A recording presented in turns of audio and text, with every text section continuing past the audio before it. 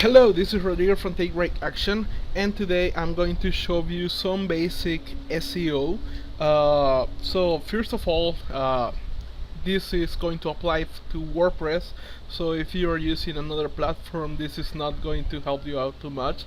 But if you are using WordPress, then watch this video and you are going to learn at least the most basic configuration that you need to do in order to get your websites in a better ranking when people search for things in Google.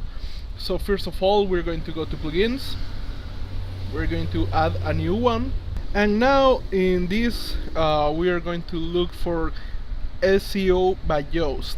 Now there are many plugins. I used to use another one that it was all-in-one SEO, which is a little bit easier to use, to be honest. But I think this has much better functionalities. There are a lot of things that you can do with this, and you can save a lot of time by putting a little bit of time first. So pretty much this is it. Just SEO. We will click install now, and that's it. We're going to activate the plugin, and now by activating the plugin, we will have these things coming up. So let's start the tour. Okay, so here is the general settings. How we're going to start configuring this thing. Now this is a new testing site that I have. So in order to show you most real information, we are going to jump to my blog, Take Right Action, where I have done all of it already from the past months. So the first thing that you need to go here by going SEO General is to fill the company information. You will have to put the name of the website, an alternate name. You need to choose if this is a personal website or a company website. So for example, if you are using, like, let's say rodrigoflamenco.com in my case, choose that you are a person. If this is the blog you have and it's called a different thing, choose company. And now you can choose here the company name, and you can put the company logo. You can upload it there. So that's it pretty much. Then you click save changes. Then this is something that you need to check as well to help you out. Pretty much it gives you the links to add the SEO to many services. I don't use Bing. I should. Most probably I'm going to do the Alexa one after this video. But pretty much so far I'm only using Google.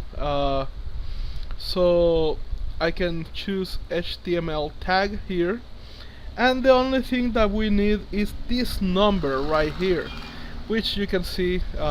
Actually you can paste all of it here, and when you click on save changes, it's going to left only this number. And in security, let's touch nothing there.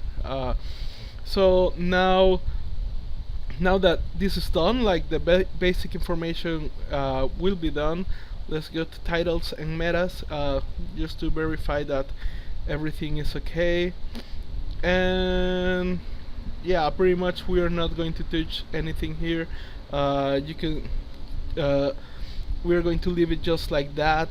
Something else that we need to touch is the social part.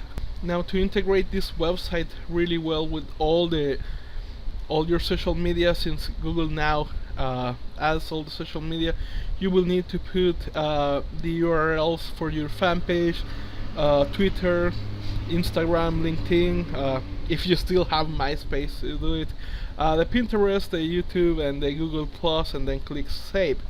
Now here it is something that you can take something of advantage.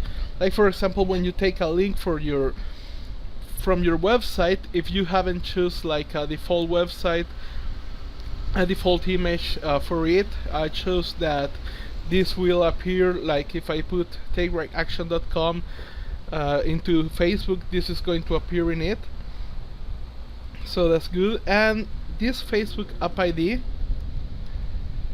pretty much you can get it by going to developersfacebook.com So developers.facebook.com, and now pretty much it's a little bit uh, complicated, you could say here.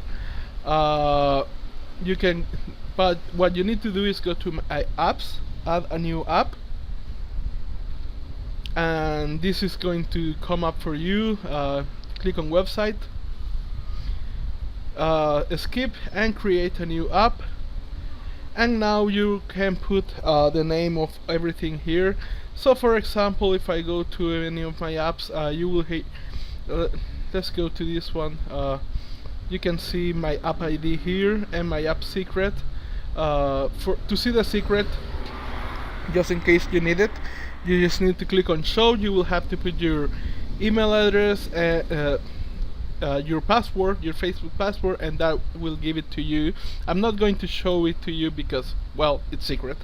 So pretty much that's this ID here is the Facebook app ID that it needs to be there. Then add the Twitter metadata. If you have the Pinterest verification, you can do it as well, and you can add your Google Plus specific post metadata here. So that's pretty much all that it is in social. And then we need to go to XML sitemap. Now this what it creates is like a little map for Google to go into this website and find all the information very easily. So if you click on here and then save changes, by clicking XML sitemap, you can have you will be able to have something like this. So pretty much every one of these is going to have like a very easy. Now this is not for users. This is especially made for Google to go into your website and look through all the information that it has. So this option will allow your site to be better indexed in Google, and also it can help you out when you're setting Google Analytics. I'm not going to touch that because Google Analytics is a very technical thing that will be done later in another video, but I highly recommend that you create this one. And that pretty much is it. Like, this is the basic configuration. We are not going to touch many of other things here. All of it is already configured for the best optimization of your site. So now that we have configured this one, you can go to your post, to your pages, pretty much anything that you create in your site, and all the way below we will have this little window here. Now it shows you a little snippet and how this information will look for Google. So you can choose a keyword that you want to be focused on this post or page or whatever. So what it's going to do is that it's going to go through all the posts, all the information that it is here, and it's going to look for this keyword if it is there, like article heading, pretty much what we have here, and this is here it is, and also the URL. You can edit the URL by clicking this thing. I highly recommend that you try to always edit this URL and try to leave it as short as possible, very directed to the topic that you are touching about, even unless you need to truly add all the phrase there. So pretty much, and the SEO title. Now the SEO title is what is going to appear here in Google, and it has a length of 60 characters. And then the meta description, it will only allow you 156 characters. We have 35 left, so we can start adding something here or not. So now we have added here. It also looks for this keyword in the content, so in the post itself, how many times you put it, and the meta description. This is the one. So I also recommend that, for example, in the future image, If we click here, you will see that my feature image also has the keyword in the title, alt text and description. All this is only going to be available for Google. Also, I have added the tags that I wanted here. The categories can help too, and pretty much we can see that the SEO is good here. Like, we can see the status, and we can go to page analysis and see all the things that we are doing good, and also a couple of things that we can improve this thing. For example, the keyword density is a little bit low, so I can add the name a little bit, the keyword a couple of times more to hit the 1% that is required by Google. The page title, the keyword phrase does not appear in the beginning, so for example, to use the keyword that you want as the first word that appears in the post is something that helps out as well. This is a little bit technical. I truly don't. When you're trying to write to meet this standard, I don't know. I think it's going to affect a little bit the quality of the posts that you're doing. So I don't try to focus too much on that. Now the advanced, I never touched this, and this is a special page, a special section that I wanted to show you. Here you can prepare your post or your page for social media specifically. So for example, you can put a title that is going to appear in Facebook when you choose this post. So for example, just for let's go into Facebook, let's go into my page, and if we put the link here, this is pretty much what it looks. This image, let's go here. So this is the title that we can choose that shows in Facebook. The description will be here, and the image that you want to choose will be this one, and this is the size optimized for Facebook posts.